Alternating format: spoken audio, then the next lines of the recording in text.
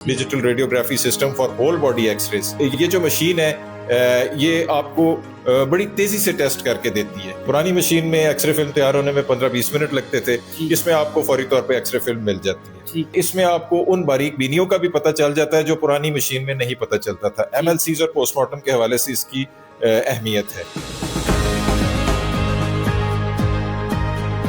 अगर private sector में जाके कोई आदमी एक्सरे करवाता है तो वो बहुत महंगा इलाज है, आम आदमी की पहुंच से दूर है, जाहिर सी बात है। तो ये THQ में जो सहूलत मुयसर है ये सिर्फ 250 रुपए में, यानी 250 रुपए में किसी भी नौयत का जो एक्सरे है वो होगा।